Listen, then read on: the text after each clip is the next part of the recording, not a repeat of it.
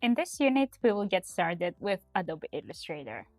We will learn how to open and save our first document, as well as how to navigate around the workspace and customize it. So let's go ahead and open our first document. When you launch Adobe Illustrator, the first thing that you're gonna see is this panel here with some of the most classic dimensions to be used in different applications such as print, A4 pages, postcards, or common size for web or for iPhone and for video and so on. So you can click to more presets in order to see some further ones, and here at the bottom you also see some of the recent files you opened. So I'm gonna go ahead and click to the create new so I can actually access more presets about dimensions. The other way around is to go through file and then new. Once we click on that, you get this pop-up panel, and it gives you even more options of what kind of document you actually want to use. And we have different types such as for mobile, for web, print, film and video, and art and illustration. The first ones are the recent documents that we opened, and you have also some saved documents. So let's go ahead and have a look. So as you can see, once I press the mobile, I can see here some basic dimensions, and I can also click on the view all presets and see even more presets related to mobile phones. On the right side here, I can actually name my document here, so mobile. If I want to change the width, I can do that from this part here as well as the height. I can change the orientation from portrait to landscape, and I can define how many artworks I want. But don't worry too much about that part, we are gonna go through that later on. You can define the bleed that we are going to also explain later on in the course. We are going to talk on how it's actually useful to add the bleed on your document when you're printing. And the other important thing is that you can adjust the units that your document is going to be using. So if it's for mobile, then we need to calculate everything in pixels because we are on screen. But if you click on that, you can see some different units as well that you can measure. If we click on the web, things are gonna look very similar. But instead you will have here on the presets some different formats such as MacBook Pro 13-inch Retina or some classic dimensions such as 800 by 600 and so on. Again, you can change the dimensions from here as well as the orientation and the units that you're counting at. The next tab is print. This time things are slightly different because we are measuring in millimeters and not in pixels anymore because we are designing for print, not for screen. You can also use centimeters or inch, whatever you actually prefer. And the orientation can be changed as well as the height and width. Now here on the presets we see some of the basic dimensions that we are using in terms of paper. Letter for the US, well, A4 sizes for the rest. A4 or A3, B and the B series of papers, as well as legal and tablet. The next tab is about film and video, so if you're working, for example, on some titles for a film, you would perhaps go with the most classic format 1920 by 180. You have some further options if you scroll down. This time we're calculating again in pixels because we are talking about screen, and you have similar options. Last one is the art and illustration. You have some formats such as like postcard, poster, again the A4 sizes as well as the letters and few others. So I'm gonna go ahead and select from the web large, the most classic one. Another quite important difference is that you can see here the color mode, which you can also amend from the advanced settings. The color mode, as we mentioned before, is important when we open a document. So you're going to be using RGB when it comes to screen, while CMYK when it comes to print.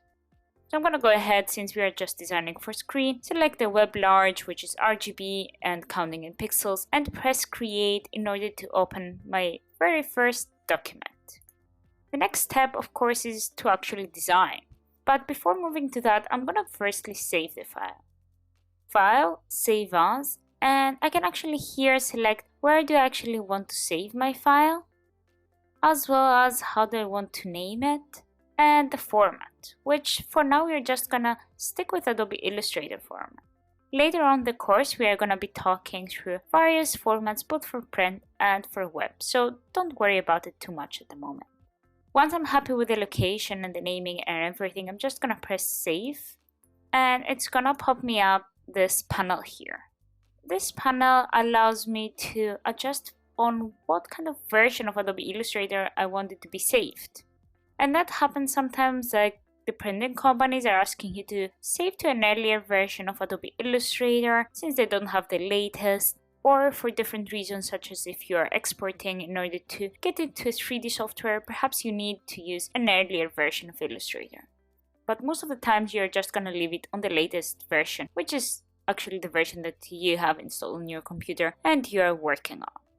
You just press OK and your file should be saved, as you can see, on your desktop, since the desktop was the area that I selected in this case.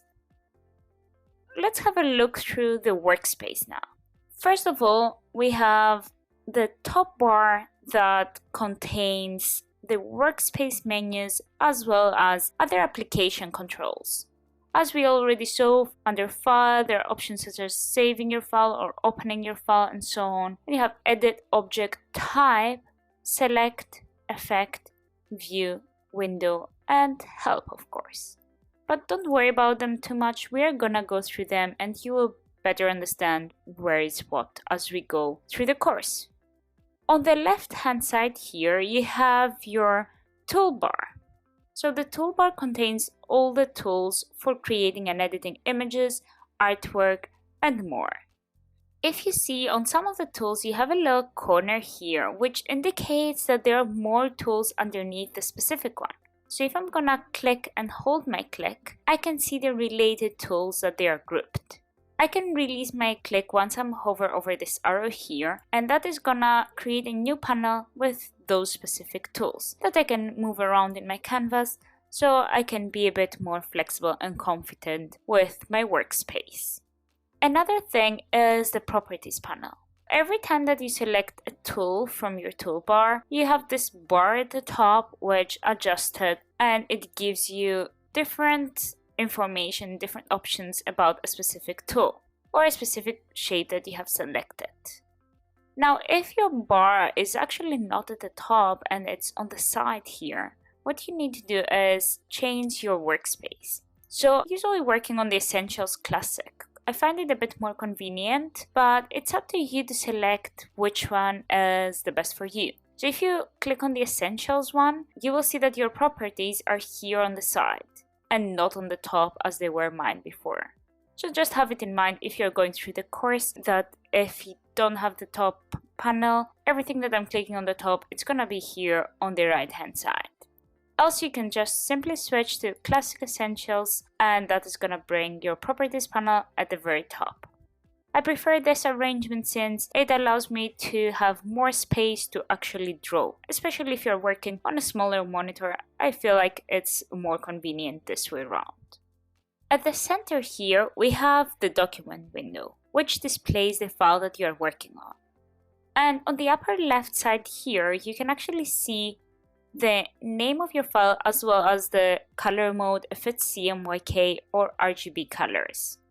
The document windows can be actually tabbed, and you can simply transfer objects from one to another just by copying from one to another. And what do I mean by that? Let's go ahead and open a new document. Open this time an A4, let's say landscape orientation, press create. As you see, it created a second tab here at the top, and I can easily switch from one file to another by clicking on the different tabs. If I had an object here on an illustration, I could just simply go edit and then copy while having it selected, edit, paste, and transfer it from one file to another. We are going to go through how to copy and paste objects later on in the course, but just have in mind that it's easy to transfer your illustrations and your graphics from one file to another, as simple as that. The last thing here are all these panels that you see on the right hand side. These panels are helping you to modify your work, or else they're kind of like further tools. So all those panels, if you don't see the same with mine, it's just because they are actually a bit flexible to be rearranged. And what you can do is just click and drag them either as groups or individually and move them around and have them however you prefer, or even you can rearrange the order and snap them back to the column, or even create a second column with them if you like. Or you can click on the three arrows and extend them so you can see the full panel instead of just the icon. What I usually prefer is to just have all of them stacked in one line so I can easily access them and having them hidden while working and having the maximum of the space in order to see my illustrations. But again, it's a matter of preference, so it's up to you what you prefer. If you drag the line, the panel, you'll be able also to see the naming of the tools, which might be a bit convenient, especially if you're just getting started. Now, if you're looking for a specific panel that you don't see here on the right hand side, what you can do is go to Window, and under this panel here, you will be able to find all the panels that they are giving you extra function, extra tools, and you see them on the right side there of Adobe Illustrator. Let's click and add the links, for example. It's going to create a new panel, and again, I can just grab it and snap it and add it to the existing panel, or I can just leave it as it was outside. So it's this kind of flexibility that you can have in Adobe Illustrator, which allows you to customize your workspace as you go. Now, if you actually want to zoom into your canvas, you can either use the zoom tool from your toolbar and select it and zoom in, or out as well, having the Alt key pressed on your keyboard and clicking.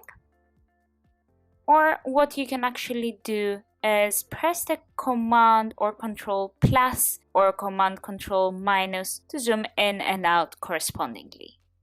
Sometimes you see like I zoomed in enough, but I want to navigate myself more on the side. So I can either like scroll on the sides or up and down with my mouse, or I can select the hand tool, which is right next to the zoom tool. And this allows me to click and drag my click in order to drag my canvas in different positions and see different details of my illustration. Another way that you can quickly drag your canvas is pressing the space bar on your keyboard. It allows me to grab the hand, move my canvas wherever I actually want, and then release spacebar in order to go back to the tool that I was using before. Now that you have familiarized yourself with Adobe Illustrator's interface, let's move forward in the next unit and learn how to adjust our document.